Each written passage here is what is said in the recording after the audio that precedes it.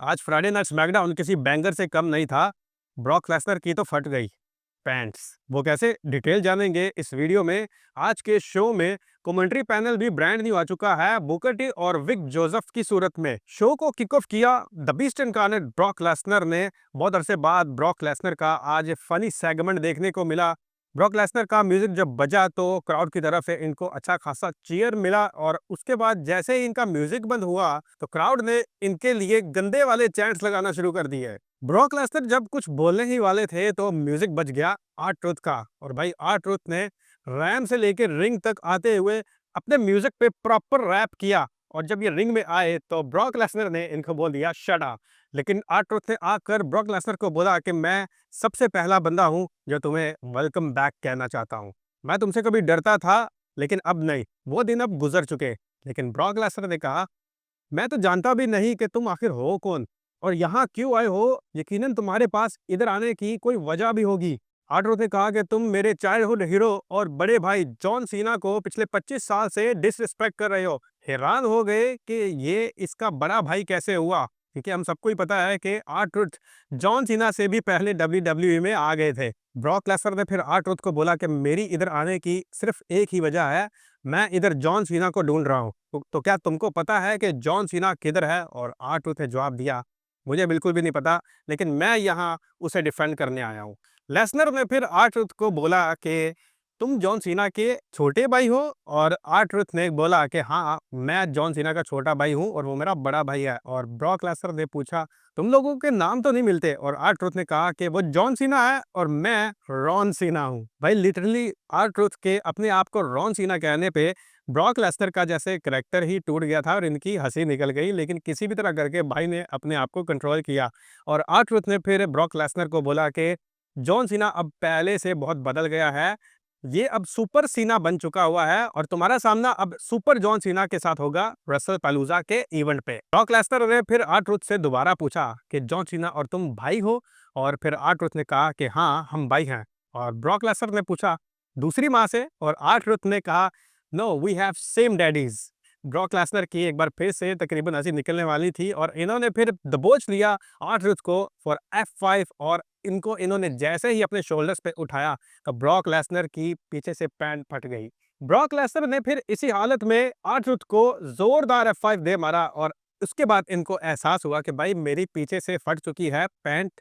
इन्होंने फिर पीछे हाथ लगाना शुरू कर दिया, और फिर इनको एहसास हुआ कि शुक्र है ये पैंट नीचे टांग की तरफ ही फटी है, ऊपर वाला मामला सेफ है, तो इज्जत बच गई। लेकिन इनका ब्लू ब्रांड पे ब्लू अंडरवेयर नजर आने लग गया, तो भाई इज्जत तो बच गई। इसी वजह से ब्रॉक लेसनर ने रिंग में डांस करना शुरू कर दिया, और ये खुद अपनी हंसी को कंट्रोल ना कर पाए, और रैम से होते हुए जब ये गए तो ये तकरीबन हंसते ही गए, और आज बिल्कुल लगा नहीं कि ये विलन वाला कैरेक्टर है। तो खैर ये सेगमेंट तो हो चुका। इसके बाद हम स्मैकडाउन से मूव करेंगे मेजर अनाउंसमेंट की तरफ, जो कि यूट्यूब WWE के यूट्यूब चैनल के ऊपर ट्रिपल एच की तरफ से की गई है। और ये अनाउंसमेंट थी कि साल 2027 में रेसलमेनिया 43 होगा सऊदी अरब में।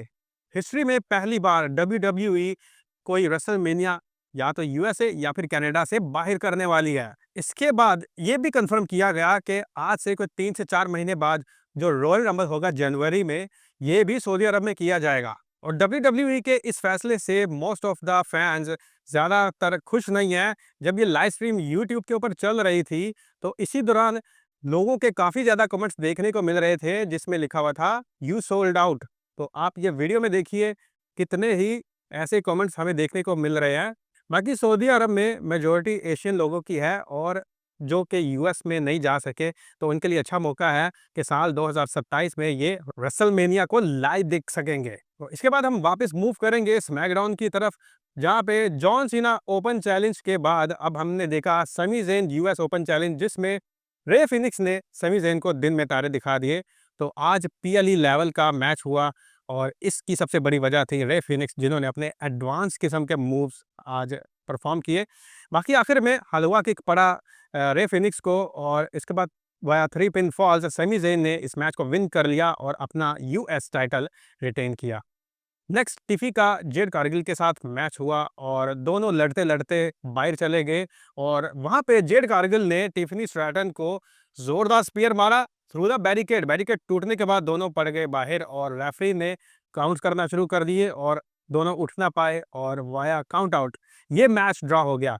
और इस मैच के ड्रॉ होने के बाद फिर एंट्री होगी नाया जैक्स की, और नाया जैक्स ने आकर टिफनी स्ट्रैटन और जेड कारगिल दोनों की बैंड बजा दी। शो के लास्ट में आया फिर मेन इवेंट, जिसमें रेंडी ओटन का सामना हुआ the Scottish warrior Drew McIntyre के साथ, और मैच के दौरान रेंडी ओटन के घुटने में दर्द निकल आई और फिर इसका फायदा ड्रू मैकिंटायर ने ऐसे उठाया, मौके पे चौका मारा कि इन्होंने रेंडी ओटन के घुटने को टारगेट करना शुरू कर दिया।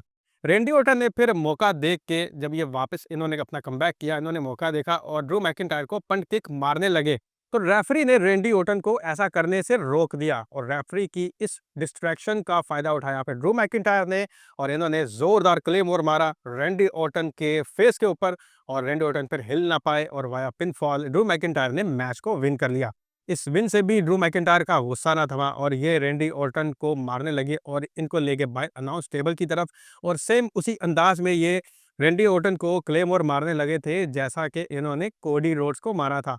लेकिन ऐसा हुआ नहीं, क्योंकि कोडी रोड्स का ही म्यूजिक बज गया और ये भागते आए और इन्होंने ड्रू मैकिंटायर की बैंड बजा दी, और इस तरह इन्होंने रेंडी ओटन को एक बड़ी इंजरी से महफूज कर लिया।